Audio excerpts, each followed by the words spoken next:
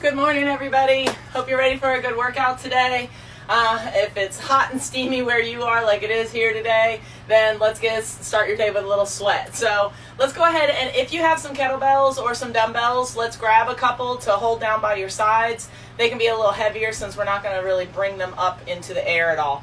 If you don't have kettlebells, then you can float your arms through the forward, up, and side action through this one just to get your arms incorporated somehow. And let's go ahead and let's start with, whoops, almost forgot my time. All right, so let's go ahead and start with some marches. Driving length down into the front of your leg, finding the balls of your feet by making sure that your hips are always a little in front of your ankles. We don't want to be back in our heels. We really want to be charged tall through our hips, tall through the middle of our knees. Good, let's go a few more seconds here. And then what we're going to do is stop your feet, bring your feet out a little wider, and let's go ahead and give me some good suitcase squats. So you're trying to push those knees to push the kettlebells away from you. Don't let the kettlebells break you down. And also don't let the kettlebells go off the front or the back of your legs. You want to keep them sliding right down your legs the whole time. Let's do two more.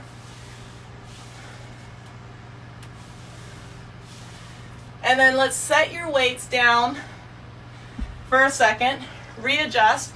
If your hands are getting sweaty, go ahead and let them dry off. If you've got some chalk, you can put them on them. The next one we're going to do is with one single kettlebell. So we're going to pick up that one kettlebell. Make sure you have a place that's free of items. And let's go ahead and march again. So with it just being in one hand, now we have to work a little harder to keep our body from tipping over from the weight. So really use those left obliques, the shoulders reaching to the floor on the opposite hand as you focus on that nice length through the front of your leg. Let's do two more. And then open your legs up. And let's give me some one-arm squats. Make sure that you're not listing to the side or you're not letting that knee get pushed in by the weight. You're really driving that knee out to push the weight away from your midline. Let's go two more. And then stand up tall. Switch that weight over to the other side. And let's go ahead and start marching again. Same thing, using those opposite obliques. They're going to instinctively come in anyways. You don't have to think too hard on them. But make sure if you feel yourself losing that you're fighting with this area. Reaching that hand towards the floor on the other side helps a little bit as well. Good, a couple more.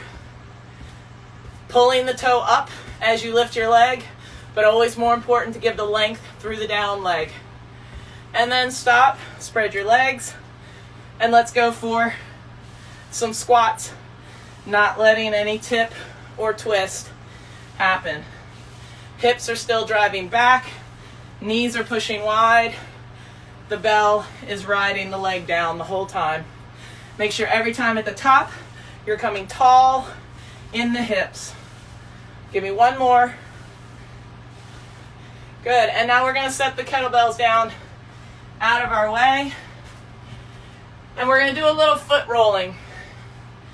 And so, I know it seems odd to do all that nice warm up and then stop and do your foot, but it really helps with everything else in the workout if your feet are moving a little bit more freely and they're doing their work. So if you have a lacrosse ball, you can use a lacrosse ball. If you have a MYT-ROLLER, you can use the wooden stick, the wooden ball at the end of the stick to lean onto. And I just want you to find the front of one of your feet. I want you to practice putting weight into that foot, straight on the leg that you're leaning into. Make sure you're not holding tension and going onto it because things can pull into your hip and your back.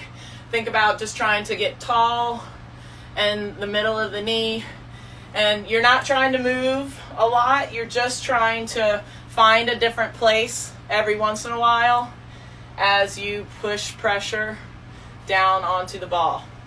So let's go ahead and switch feet now. I'm going to do the lacrosse ball on my other foot just so you can see the different options. But when you're doing the lacrosse ball, it's really important that one part of your foot is on the mat or on the floor.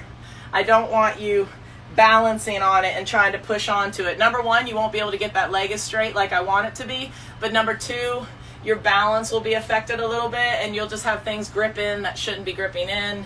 We want to just be teaching our bodies to relax on the pressure that we're putting onto the ball without bending or contorting due to the discomfort or the maybe pain that we might be feeling with this.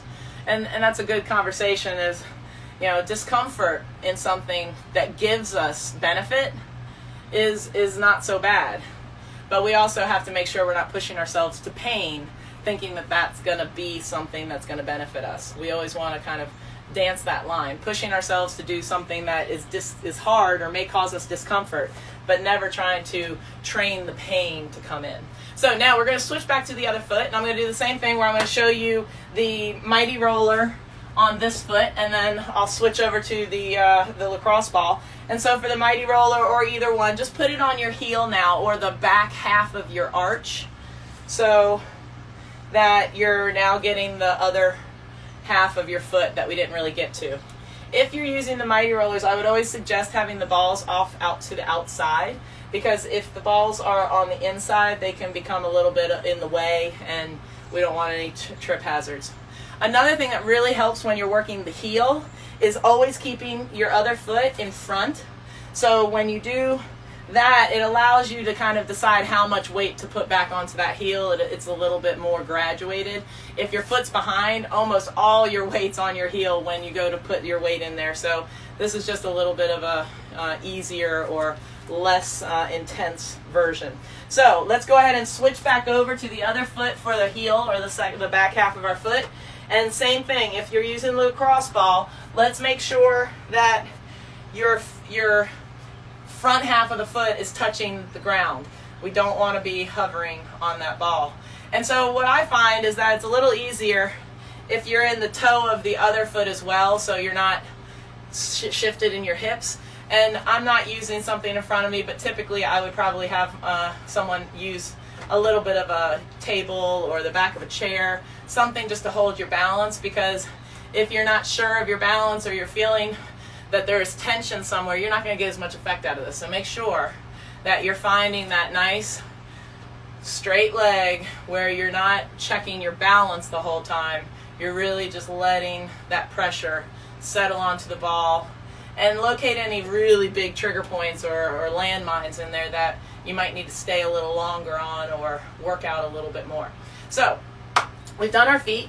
So now we're going to do a little bit of a plank set, and this one is going to be different for what your level is. So and what you have available. So I don't want this to be on the floor. I would like you to do it somewhere that has a raised surface. So whether it's a countertop, whether it's a chair, whether it's something lower like a step or a coffee table, I want you to find a position that is easy for your first set. We're going to do 2 of these. So if you want to adjust to something harder on the second set, there's time for that. So what I want you to make sure is you can do the challenges that I'm going to ask you on the plank, and you're not trying so hard just to get to the plank that you can't really do the challenge. So I'm going to show you on the table, and then I'm going to progress down to the lower position.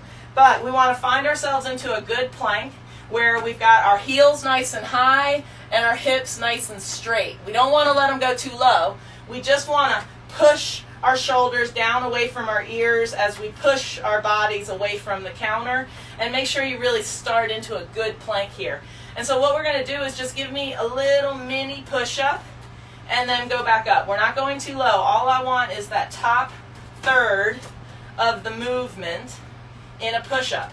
And it's really important that you're not just letting your shoulders dip, you're letting your hips travel the same amount of distance that your shoulders travel. It's really easy to leave those hanging up there, so make sure they come with you.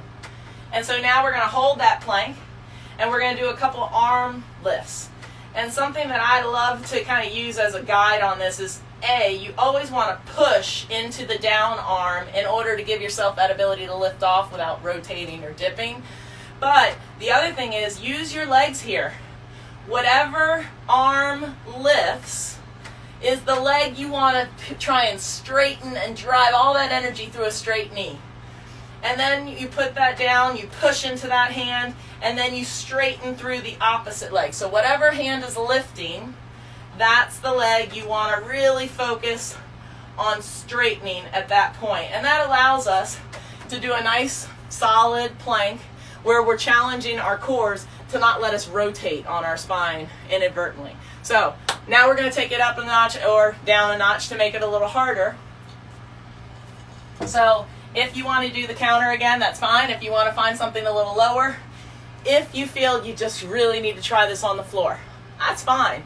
But just make sure that it doesn't start creeping into areas of challenge as opposed to what we really want to successfully do, the hardest thing you do well. So let's go ahead, find your low position, find your straight hips, straight neck, feel your shoulders push away from your ears and the ground. And now let's give me 3 to 5 little mini push-ups, not letting our head drop further than our body. We want to feel the back of the neck is reaching towards the ceiling the whole time during these sets. Make sure that your ribs are anchored down to your hips, and those hips are straight and those knees are straight. Now let's go ahead and do a couple lifts. If you need to widen your feet a little bit, I find that that helps you get your balance. And so just push the shoulder away from the hand as you straighten the lifting leg or the lifting arm's leg. Let's do a couple of these, really feeling how that anchors through the abs and the shoulder blades. And we don't want to be feeling any twist in our back or kinks in our shoulders or necks. And then go ahead and let's come on up. Awesome. So the next thing we're going to do is to bring your heart rate up a little bit. And I know it's already up, but let's bring it up a little bit more. We'll bring it down. And so we're going to do something that's kind of like a jump rope. And don't worry, you don't have to actually jump rope. If you're not somebody who's ever been skilled at a jump rope, look at it as this is your opportunity to shine. You will never trip over a rope if you don't have a rope. So what I'd like you to do is grab your jump ropes, your imaginary jump ropes. Grab your hand, imagine that they're down by your side. Make sure that your area is free from any obstacles. And let's go ahead and just do a little mini jump where you're letting your hands just be loose to your sides. I want your arms to be tight to your sides as your bottom of your arms stay loose.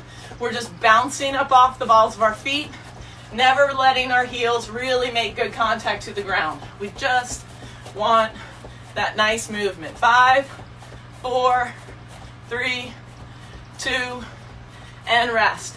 So, if you can't get that impact of leaving the ground, then what I would say is your alternative should be heel jumps.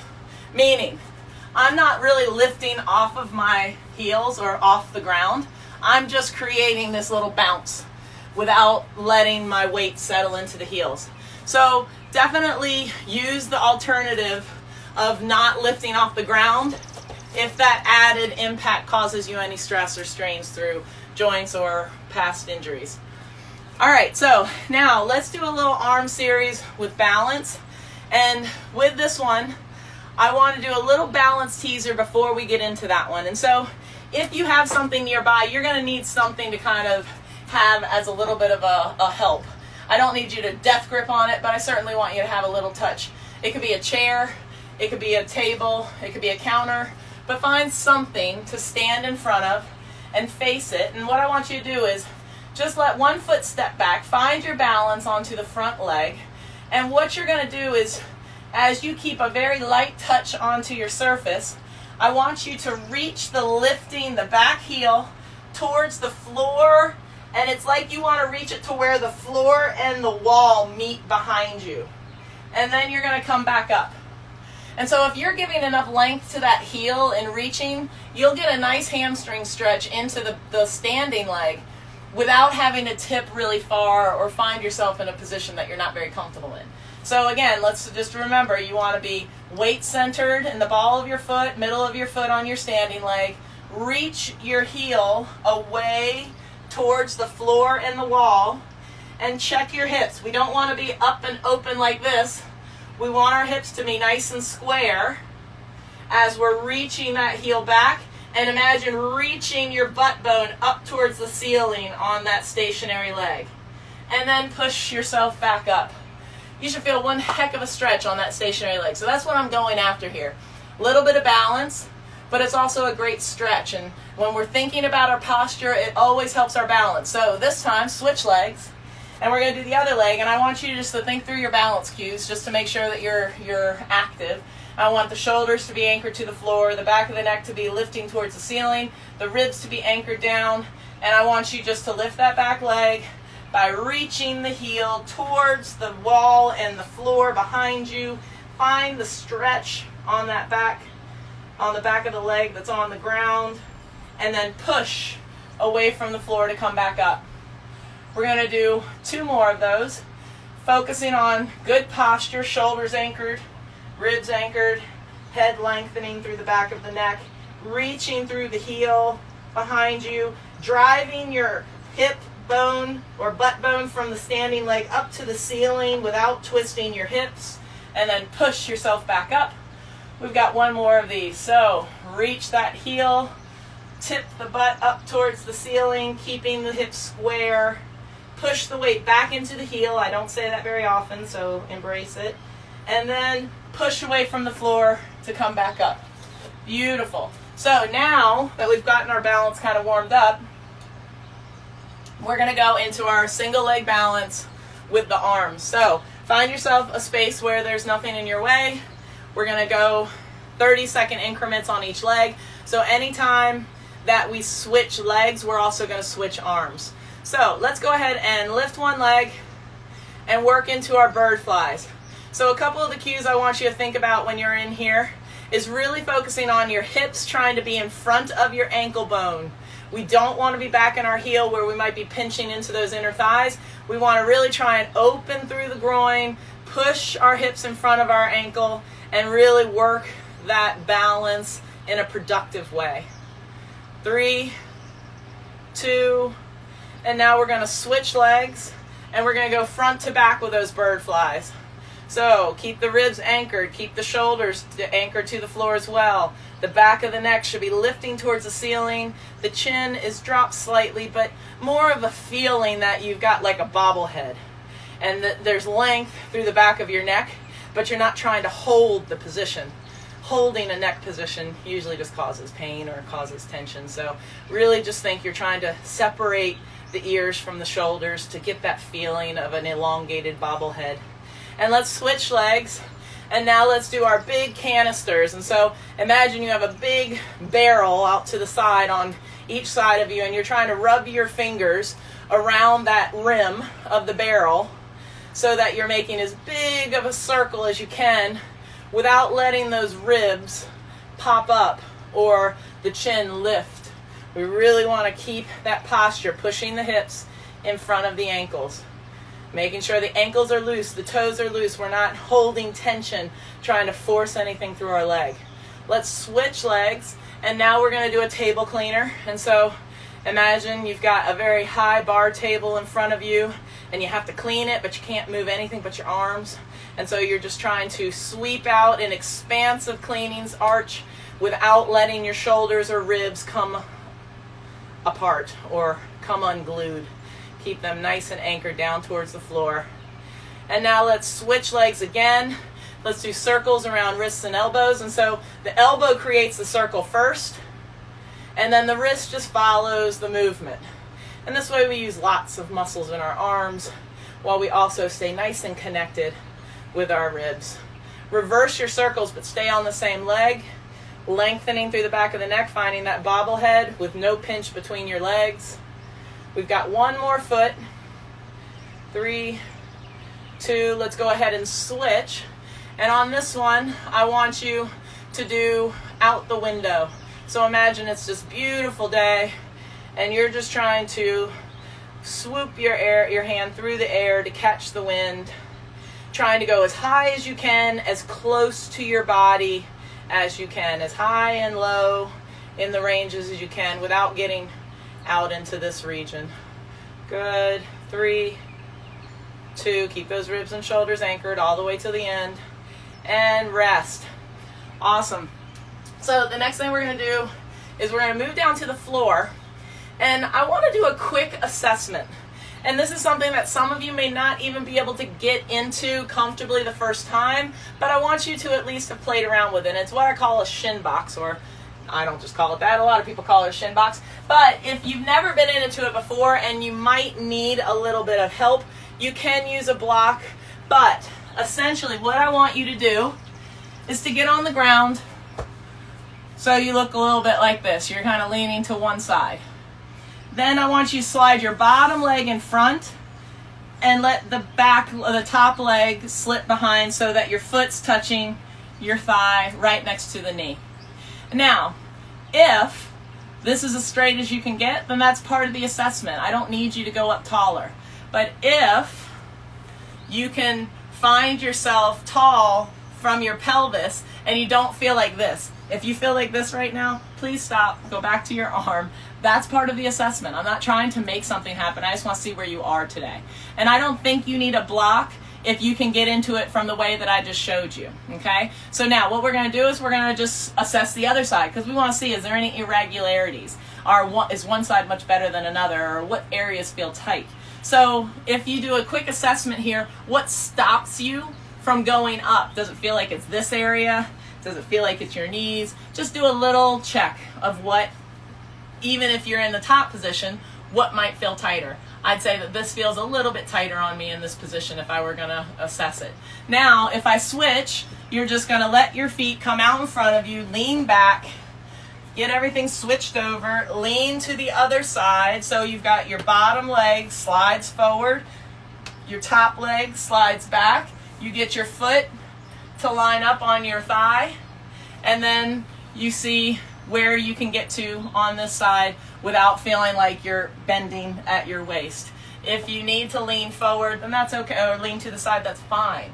Again, we're just assessing, is there big differences between the right and the left, okay? And so we're going to do this at the end of class. Hopefully, with the next section of stuff that we're doing, we're going to open up your hips a little bit, we're going to activate some core a little bit, and you might feel slight improvements when we do it at the end. That's the goal when we make a good productive workout. So let's go ahead, and we're going to start first with a kneeling halo. And so for this one, you're going to be on your knees. And I will say, I'm going to give a quick modification for anybody who needs it. If being on your knees in this position isn't really comfortable, then if you have a super block, I would suggest that you come up onto the super block. And just remember, guys, when you're on the super block, you want to feel like you're putting your weight on your tibia more than your kneecap, okay? So make sure your kneecap isn't what's grinding in. You feel that the top of your shin is what you're really holding most of your weight on. And then we'll bring one foot forward. So that's your alternative if you want to have something a little different. And I want you to grab a weight or two if you're not sure of which one is the right one for you. I'm going to face you forward to start, so that way you can see the angle between my legs and what I'm doing from the front view. But I may also turn to the side and show a little bit of demonstration there. So first, the halo, okay? I'm going to give an alternate because the halo is a little difficult in the beginning for someone. So if the halo, when we start getting into it, is too hard, your modifier, people who need it, is going to be doing our overhead reaches with a band, where we're just trying to keep our ribs and shoulders anchored, and we're working through that, okay? So just so you know your modifier if you need it. If you want to try the halo, you want to start with your foot a little wider on this one. We can make it harder by bringing it in line, but let's start just with a little space between your foot and your knee. Make sure your knee is not pinching across at any point. We always want to keep that knee just a little bit wider than our ankle. And now while you hold the bell upside down, we're just going to create a circle around our head with the bell without letting our elbows get far away from our ears. Our elbows stay in nice and close, And we're just creating this, once I let it smooth out, this halo that we're doing around our head. What I do not want is your head moving around the bell to try and make the movement. Your job is to let the arms move around the head so that you keep everything anchored in your shoulders and your abs, and you're really creating a nice fluid movement through your arms with a nice anchored posture. So let's switch legs. So take your time. If you're on a block, please be safe at transfer. Same thing, bring that other foot forward. Make sure that your down hip is nice and straight, okay? If your hip looks like this when you're doing a halo or you're holding that position, your back and your hip won't like this. So make sure you're always pushing that hip forward and driving that knee into the floor to really feel that length in here. So let's go ahead. And now, if you can remember, we're going to do the opposite direction. So this time, stamp out the positions that you want to know. So it's behind the head, it's stamping the ground, the wall behind me, it's stamping the ceiling, the wall behind me, the floor. So it's like if there was a stamp on the bottom of the kettlebell, I'm trying to have it try to face the wall, the floor, the wall, the ceiling. And then once I get all that squared away, that's when I begin doing the slow, fluid halos, keeping the elbows in, the shoulders and ribs anchored, and the knee from pinching in or the hip from bending. Nice job. We've got one more. And then relax. And let's set that down. So sit onto your feet or onto a block or onto the ground, however feels comfortable for you. Just take a break for a second. We're doing another set. So I want your arms to have a chance to recover. I want you to shake out, roll out. Imagine you have water on your hands. You want to shake off the water like it's tension and just get rid of it. And when we go to the second set, if you'd like to increase your weight a little bit, you can. If you want to stick with the bands again, because that's what you're most comfortable with, that's fine too. But if you want to go up, make sure that your form stays just as good as it was before. So let's go ahead and step that foot forward. And if you want to add a little difficulty in, scooch that front foot in closer to the midline of your body. Make sure your back toe is tucked under so it's part of your balance. And now stamp out the position that you want your bell to go into in each movement. And then start smoothing it out to create that nice rounded halo that gets those cores activated and keeps our arms nice and loose. Make sure that knee is not pinching across or the back hip is not bending. Make sure you're really feeling a nice stretch through that front hip by driving that knee into the ground. All right, so let's go ahead and rest for a second. Switch to the other leg. Keep the toes tucked under on the back foot. When you bring that foot forward, if you want the challenge, bring it across. But if you find yourself wobbling all over the place, widen up your feet. Hardest thing you do well. Let's go ahead and reverse our direction. Elbows in nice and close without feeling like you're pinching them. Make sure the ribs and shoulders stay anchored and you keep that nice length in the back of your neck and the feeling that you have a bobblehead. Not trying to hold your neck somewhere, trying to lengthen it as we roll smooth through that action. One more. And relax. So let's go ahead and bring those weights out of your way. We're going to do a beast next. Yes, it's that time of day. When you do the beast, make sure if you need a block or if you aren't sure what position you want to rest in, let's find it now. If this is the position that you come back to every time, that's fine with me. Just try not to be slumping through your posture in between your sets. Just try and make sure that the arms fully recover and you're not just pushing yourself or staying on your arms in between sets. So let's go ahead and do our first beast. If you would like a little bit of a challenge assessment tool, grab a block and put that block on your back. I'm going to try the hard position today, see how it's feeling. Whoa. Oh, we know it's not good when it's already falling off. So, if you find that your block is dropping in the position you try it, then you may need to drop the block a little lower, find a position that you can master. So let's go ahead and start by lifting off our knees, settling back into our toes, making sure that our toes always stay a little bit more narrow than our knees, but we don't want that to be too drastic because we don't want to put a lot of torque in the knees. We want each step that we make, if we're crawling, to be very short, very small, letting the knees, loosen as we step with each action. Make sure you're not holding tension into your toes. Good, so go ahead and step back, sit back and relax. Find a comfortable position. Our next beast, we're going to use a band.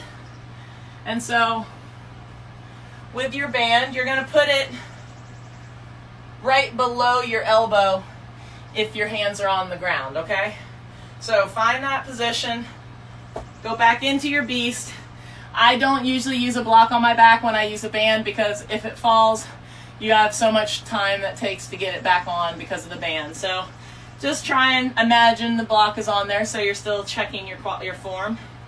And now you're going to lift off. And even if you're not moving, just keep pushing width into your elbows without bending them. And if you can move, keep those arms wide as you step and don't let the band pull you together. Keep the shoulders away from the ears. Keep the knees loose and toes wide, or the knees and toes loose so that you're not holding tension. And relax. Go ahead and sit on back. Find a comfortable position to rest for a second. Grab a little drink of water real quick.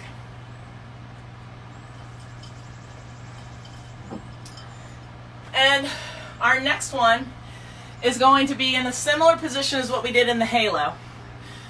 But we're going to use something a little bit different. We're going to use the kettlebell again. Small is fine. You don't need anything big with this one. And if the kettlebell, either A, you don't have it, or B, you're just a little bit apprehensive about using it quite yet, you can use a band. And that will give you the idea of what we're going for without necessarily the stress of having that kettlebell on you.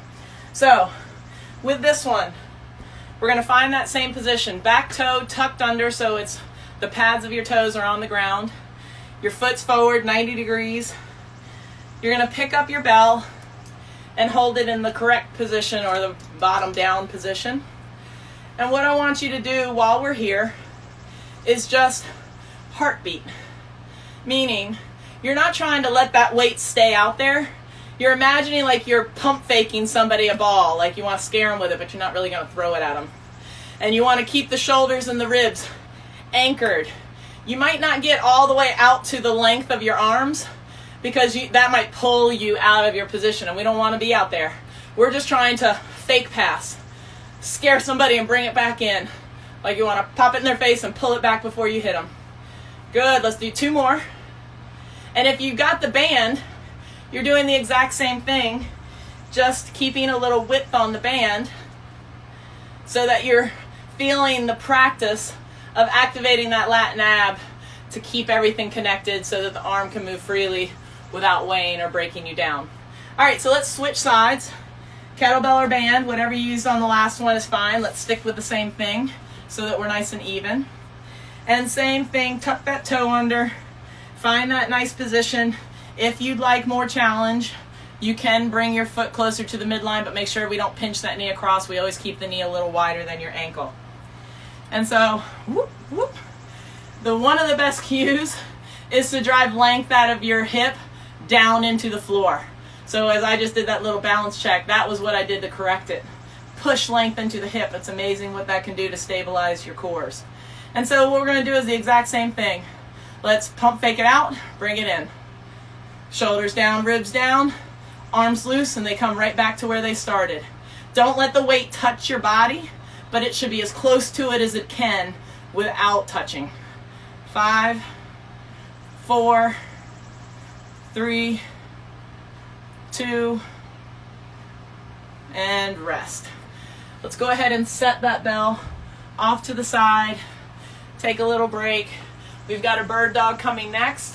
So with the bird dog, you'll need either a block to sit on or just that comfortable place to take a little break from. And we're gonna go into the bird dog. And today with the bird dog, I wanna do a different action if you can.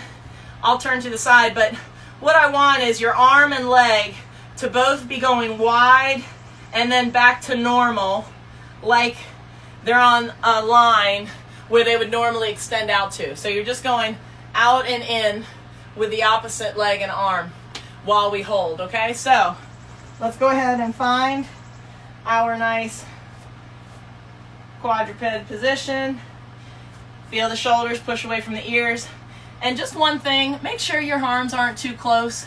Sometimes people will line up a little too close, which puts their back in a position that they can't quite relax it to where it should be. So make sure when you pack your shoulders down, you can feel that there's that ability to still maintain a nice little lower lumbar curve. And so now let's go ahead and lengthen one arm and one leg. And now a little width and a little narrow, wide, narrow. Good. Feeling length through the back of the neck, pushing your chest and your neck away from the floor as much as you can, making sure that your knee is loose on the floor and that you're keeping your belly button to the middle of the mat and you're not letting it slide over towards that stationary knee or even beyond it towards the edge of the mat. We really want to stay in the middle. 3, 2, and rest. Keep a nice wide knee position as you transfer. And now let's go ahead and lengthen out the other arm and leg. Push your chest and your neck away from the floor as your shoulder pushes away from your hand. And go ahead and go out and in, both of them at the same time, so they kind of act as a counterbalance or a counterweight to each other. Keep your toes tucked under. Make sure they're not flat on the ground. Keep reaching through your heel in the middle of your knee. Keep pulling that shoulder away from the fist. 3, 2, bring that knee down nice and wide. Relax your foot and sit on back. Whew. Well, hopefully everybody's sweating as much as I am right now.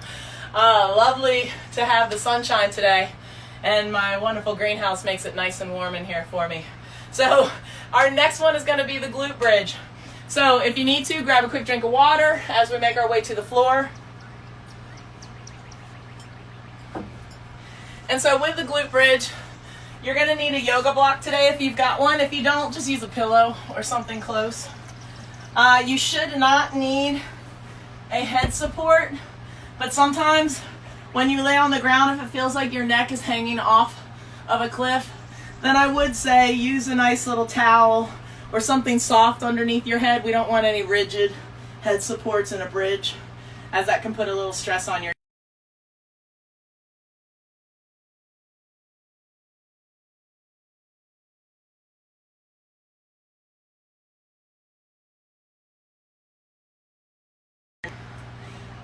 let's let them touch. So bring your heels together to touch and lift your toes off the ground.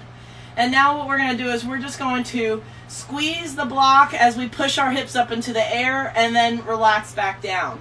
And so what I want you to imagine is that your heels are trying to slide away from you as you push your hips up into the air. Don't pull yourself into the air or you won't be able to get all the way tall on your hips on this one. So let's go ahead and let's do a set of these. If you'd like, I find that holding the mat and driving your elbows into the floor helps you engage your core muscles a little bit more. And just keep squeezing that block as you drop the hips and then push the hips up into the air. Make sure every time you come down, you're thinking release through the butt crack and then push your heels into the ground to go back up. We're not trying to hold tension in our hips the whole time. We're trying to release and push and release and push. Make sure your ribs are anchoring into those hip bones every time at the top, because we don't want to try and go up as high as we can so that we create anything into an arch. We want to find a nice plank position. Keep squeezing that block. Give me 3, 2, 1, and relax. Awesome. Let's put that block off to the side. Let your legs rest out long. And let's take a second here just to do an extension. So hands out to the side wherever they feel comfortable with the palms facing up. Feet down long where they feel comfortable with the heels pointing towards the wall and your toes pulling up towards you. And now reach through all points. Reach through your middle fingers. Reach through your heels. Pull your toes up towards your face. Reach through the back of your neck as your ribs anchor into the ground. Breathe as you reach.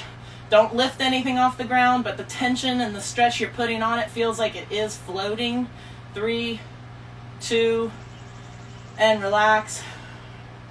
And rest. So we've got another set of our bridges.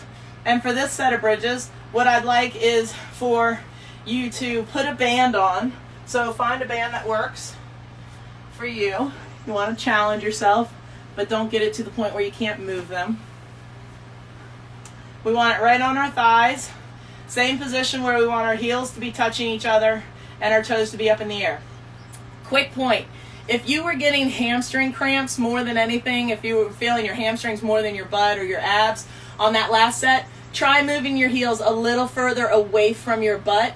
That sometimes helps to take it out. But also make sure you're always pushing your heels away from you as you're driving your hips in the air. That always helps as well.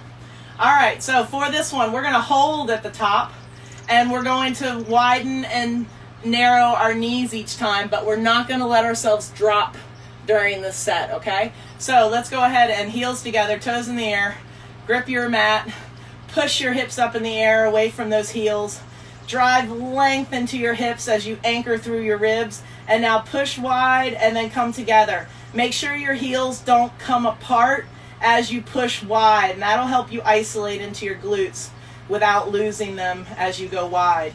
Your range of motion and the width is determined by the heels and the fact that your butt's not dropping with as far wide as you can go. You're always focusing on the ribs staying anchored into those hip bones so that we don't have any weakness in our core or abdominals as we're pushing our knees wide and then letting them come back together. 3, 2, and relax down. Let's go ahead, take those. Actually, I'm not sure. Let's see. Let's go ahead and keep the bands on because we're going to come back up to your feet to do another hip workout. And we've got to use the band. It's going to go down to our ankles. So if you need to pull it down a little bit to get up, that's fine. But slowly make your way onto your hands and knees. And then from here, come up to your feet. However that is for you. If you need to take the band off in order to come up, that's fine too. And then let the band drop down so that it's on your ankles. All right, so the weight is totally up to you. If you want to grab a weight, you can. If you're feeling like you need a break from the weight, that's fine too. But we're going to do an action with your leg that really is going to burn out the stationary hip. So if you don't feel this on the standing hip predominantly, then I'm going to say either lighten up your bell, find a little support so you can have balance taken care of, or just listen to the cues and make sure that you're feeling what I want you to feel. So if you got a weight, let's bring it up in front of your chin. We're going to drop into a little bit of a squat, shift our weight over to one leg, and then we're going to tap that moved leg, that lifting leg is going to tap like we're on a really thin sheet of ice back there, and if you were to put your foot weight down onto it, you'd break through in a heartbeat. So just imagine that we've got that ice behind us. Make sure your knee doesn't turn out and open. We want to keep it facing forward when we're here. 5, 4, 3, 2, and come on up. Let the weight rest down for a second. Feel the length in your neck. Feel the length in your arms. Let your hips push into your your wrists or your hands a little bit where you're holding the bell or your dumbbell. If you don't have a weight, just stand with tall hips. All right, so let's go to the other side. Focus that you've got some width. You go into your squat, shift your weight a little bit, and then create your taps. Imagine that my hand is right in front of your knee and you want to push your hip back so that you don't touch your knee onto my hand. But keep that knee nice and wide and don't let it pinch across or hold tension. If the weight falls into the heel on this one, you also may feel it in your knee. So make sure that you feel the weight in the ball of your front foot with very little weight on the back foot. 3, 2, and rest. So go ahead and let's come out of the band. Set your weight down out of the way. And we're going to do a little bit of leaning. And so this is just an activation exercise. It's going to be used just to show you how your body, when it holds the correct position, it activates a lot of great things. So what I want you to think about is a ski jumper. The ones who go down the big jump and then they fly off into the air and they hold that position. That's essentially what I want you to think about as we go into this drill. You don't have any weight in your hands. You're going to start with your weight centered in your feet. And all I want you to do is lean forward a little bit, but I don't want any tipping of your body or any bowing of your body. I want you to feel like your rib cage is connected and anchored into the hip bones without coming unglued. The back of the neck is nice and long, but it's more like a bobblehead than anything that's trying to hold. And I just want you to play around with going in and out of that position. Try not to go so far that your toes crunch and respond. Try to just feel where your body is active, trying to hold that position. Let's try and hold it here. 10, 9, feel those abs connected to the hips. Don't go any further. Don't let your heels lift off the ground. Feel like your ankles are trying to bend and relax to hold here. 3, 2, and relax and come back up. One other cue that you can kind of think about, we're going to do one more set, is thinking about that there's a big greasy piece of pizza. This is for you, Craig. When you have a big greasy piece of pizza and you don't want it to fall on your clothes, you're going to eat that piece of pizza out here, right? But we don't want to break into a bad posture to eat that pizza. So we want to find that position again. Hold a piece of pizza up here. Do it with me. Let's split your arm up here and imagine you've got a piece of pizza up ahead of you. Don't let your body twist. Just find that piece of pizza right in front of your eyes. And now lean forward to eat that piece of pizza without reaching your neck forward, without twisting, and without dripping that grease on your shirt. Good. 3, 2, and relax and come back up. So that's just a great body activation, and it helps you feel what really needs to be anchoring in when we find ourselves into positions of imbalance. So we're going to do one quick drill. This is something new. I may not get into as many abs as I normally would, guys, and you can always look back at another video or you can get an ab set in when we're finished, but I feel like this is a good different thing that I want to kind of work through a little bit, and it's right off of the Vélez lean that we just did. So what I want to do, this is a great balance check exercise. As we age and our balance is not as good as it might have used to have been, we start to become a little bit hesitant in how we walk, how we hold ourselves. So if you think about that Vélez lean again, and we think about leaning into that position, what we're going to do next is we're going to take it the next step further, where right before you're about to lose that lean, you're going to take a big step and you're just going to stop yourself. And so the goal is going to be that when you lean, and stop, I want everything in line with the back leg, body, head, and I want you to stop quickly, all with one movement. I don't want to see anything drip forward. I don't want to see anything bounce. I don't want to see anything bend. I want to just see you stop all your movement like there's a wall of lava right in front of you. A nice waterfall of lava coming at the end of your mat. You cannot touch that lava. You don't want to get too close to that lava. So you better put every brake that you have in your system to stop yourself when you lean, okay? And so then once you do that, hold the position, check it, and make sure that everything lines up, and then do it again. We're going to do a couple of these, and I just want you to find the stop without losing the posture. So let's go ahead and lean from the ankles, keep those ribs and hips glued, and then when you can't hold it, step and stop everything. The back heel will come off the ground, that's fine.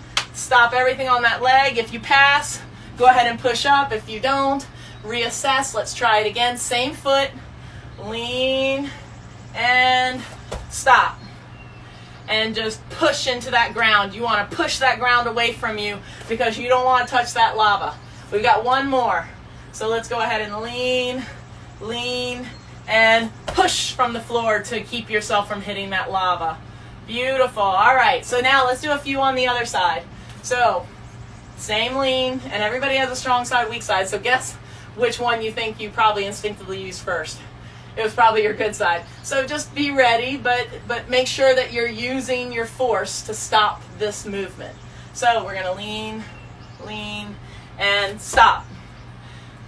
Good. If your back leg lines up with your body, then that's good. If your knee is in front of your ankle, then I want you to make sure that you stop yourself a little sooner. Don't let that knee drift forward. Let's go ahead and heel, lean into the ankles, and stop. The back of the neck should be long. The core should fight to stabilize. The leg stops the movement. We got one more on this side. Lean, feel the ribs anchored to the hips. Lean and stop. Perfect. So that exercise can be done in every direction. I could lean and stop this way. I could lean and stop this way. And the dreaded lean and stop this way. Note that that one is different from all the other ones. If I'm leaning backwards, I have to lean forward. I still want my body to be in line with that back leg. So make sure that when you think about these exercises, they're your line of defense from a fall. If you were to get out of control, you want to have that knee-jerk reaction to step and stop, whatever direction you're falling in. And so by practicing this drill, I think it's a really important way to keep yourself from those unexpected stumbles that turn into this propulsion of speed where people really get injured, because typically they stumble and then they keep going until they've created this snowball of momentum. So whatever they do crash into is going to usually leave gaping scars or fractures. And so what we want to make sure that you're realizing and utilizing is the practice that will help you train. When you feel yourself going, if your body just is so in tune to say, oh, I've been here before, let me stop everything. And it's trained on both sides. We don't want to just do one side. We have to get good at both sides. Because if we don't train our bodies with both sides, it's going to be the time that you trip over a shoe and you don't get the choice of which foot to step forward with and catch yourself with. You have to be able to react on the fly. And so that's why when my clients ask me, but I would never step forward with my right foot. I've got such a bad right foot. I always step with my left. And I was like, well, your experience and your environment doesn't let you choose that sometimes. So if you're that weak on one side that you won't even consider it, then that's a big red flag to tell you that you're at a risk for falling in that direction, because life is not expected. It's going to be something that happens when you're not ready. So just use that lean and stop as a good tool to do in every direction and to really challenge yourself to be better with your balance and more confident on your feet as you age. All right, so last thing that I want to do is a little bit of hip rolling, but I think we've got time for 1 or 2 abs. So make sure you have your MYT-ROLLER or your lacrosse ball handy when you go down to the knee to be nice and long. I want your elbows to be close to your body as you just cradle your hands under your head like a little hammock. And so now shoulders pull away from your ears, and then ribs pull away from your chin so that you lift off your shoulder blades and you create a plank off of your bra strap, or if you're a guy, where your heart rate monitor might be. And so you're really trying to think about, if you had a notch right up the bottom of your head, it's being pulled towards the wall above you, but not with your hands, by the neck. You're trying to reach through the back of your neck to find that wall, and you'll feel those upper abs start taking all the load of your body. Good, let's go ahead and switch legs and hang up here. Good, keep reaching through the back of the neck. Keep the shoulders away from the ears, the knees loose away from each other. Hold, 10. Good, no pressure in the hands on the head, just letting it hammock in your hands. And relax down and let your body relax for a second. All right, so what we're going to do with the hip, we're going to do a little hip rolling. If you have a lacrosse ball, straighten out one leg.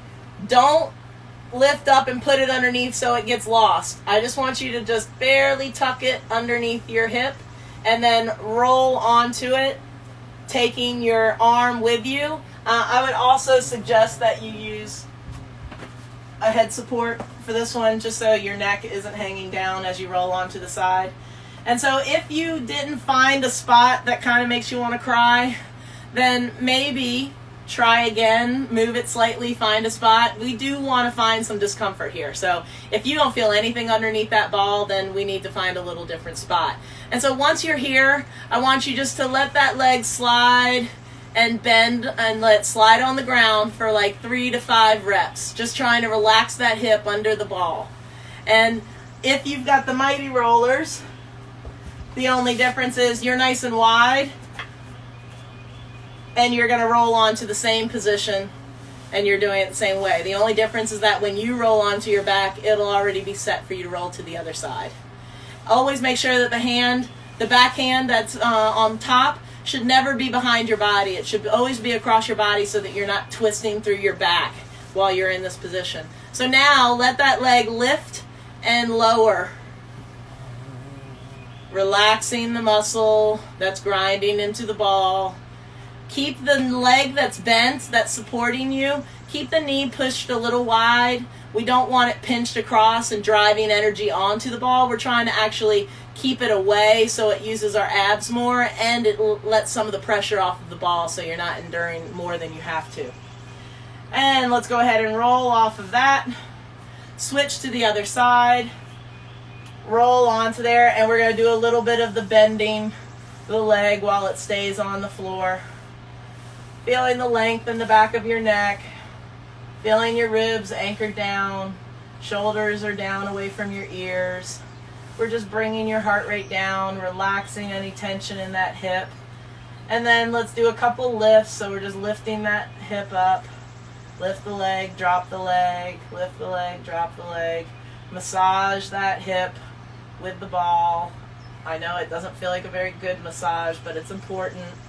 And then go ahead and we're going to come up, and I want to finish class with another shin box. And I just want you to assess if you feel any better than last time. It may not be drastically better, but hopefully you feel a little bit. So remember how to get into it. We're going to start with our knees, bend off to the side, our hand leaning over. You're going to slide your bottom leg forward. Your top leg's going to nestle down so that your foot and your thigh are touching.